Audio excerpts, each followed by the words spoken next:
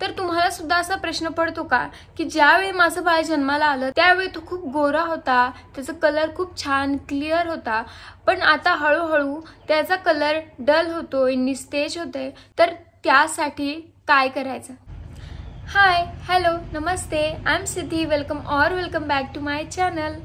तर तुम्हाला सुद्धा असा प्रश्न पडतो का की ज्यावेळी माझं बाळ जन्माला आलं त्यावेळी तो खूप गोरा होता, त्याचा कलर खूप छान क्लिअर होता, पण आता हळूहळू त्याचा कलर थोडासा डल झालेला आहे, काळवंडलेला आहे, तर त्यासाठी काय करायचं?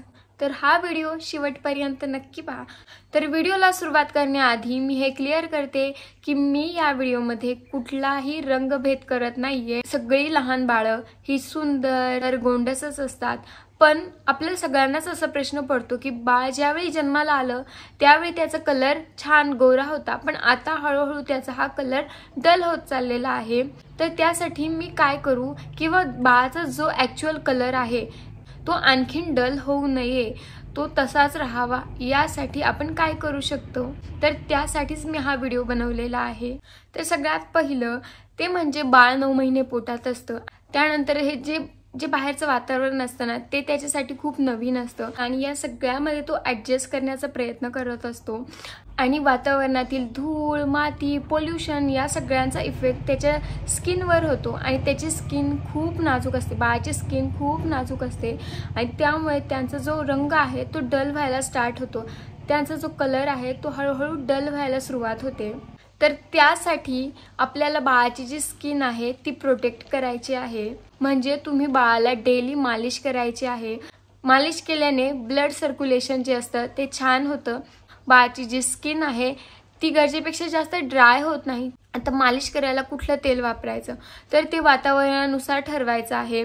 जर थंडी असेल तर तुम्ही ज्या तेलाचा स्वभाव गरम आहे असं तेल वापरू शकता, पण उन्हाळ्यामध्ये तुम्ही जर का तेच तेल बाळाला वापरलं तर त्याचा कलर आणखीन डार्क होणार आहे. थंडीमध्ये तुम्ही गरम तेल वापरू शकता, पण उन्हाळ्यामध्ये तुम्हाला ते तेल चेंज करायचं आहे. तुम्ही बदामाचं तेल वापरू शकता बाळा, कोकोनट ऑइल म्हणजेच नारळाचं तेल वापरू शकता. त्यानंतर तुम्हाला बाळाला सोप यूज करायचं नाही. तुम्ही बाळाला आंघोळ घालताना सोप वापरायचा नाहीये, साबण वापरायचा नाहीये. जे लहान मुलांचे साबण असतात ते खूप माइल्ड असतात, पण तरी सुद्धा तुम्हाला घरगुती म्हणजेच वेगवेगळ्या प्रकारची पीठं वापरतो, उटणं वापरतो, या अशाच गोष्टी तुम्हाला बाळाला वापरायच्या आहेत. जसं की मी माझ्या बाळासाठी घरगुती उटणं लावते आणि त्यानंतरच मी त्याला आंघोळ घालते.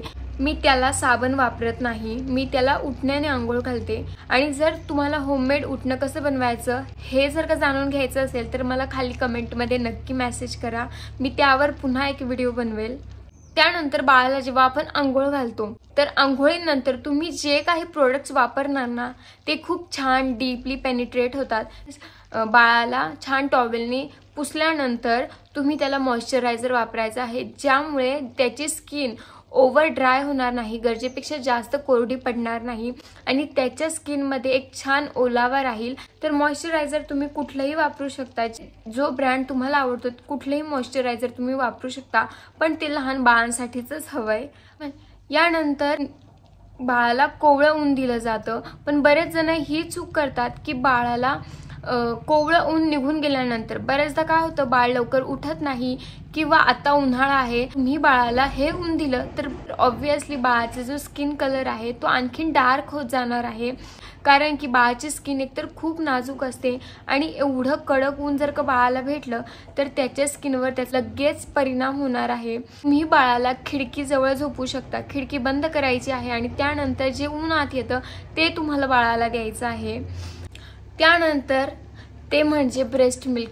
बाळाला टाइम टू टाइम फीड करा. आता भरपूर उन्हाळा आहे, त्यामुळे लहान बाळ आहे 0 ते 6 महिन्याचं बाळ हे पाणी सुद्धा पित नाही, तर आपल्या ब्रेस्ट मिल्कमध्ये एवढं पाणी असतं की बाळाची तहान आणि भूक दोन्ही त्याने भागतं. तर आता सध्या उन्हाळा आहे, बाळाला हायड्रेशनचा प्रॉब्लेम होऊ शकतो, बाळ डिहायड्रेट होऊ शकतं, तर त्यासाठी बाळाला तुम्हाला दर थोड्या वेळाने फीड करायचं आहे.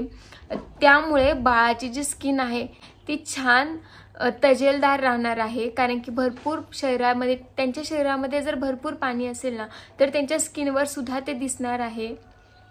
आणि होममेड उटणं, बाळाचा रंग उजळवण्यासाठी होममेड उटणं कसं तयार करायचं हे जर का तुम्हाला माहीत करून घ्यायचं असेल तर खाली मला कमेंटमध्ये नक्की सांगा. त्यावर सुद्धा मी एक व्हिडिओ बनवेल. व्हिडिओ आवडला असेल तर नक्की लाईक करा, माझ्या चॅनलला सबस्क्राईब करा. भेटूयात माझ्या पुढच्या व्हिडिओमध्ये. तोपर्यंत टेक केअर, बाय बाय.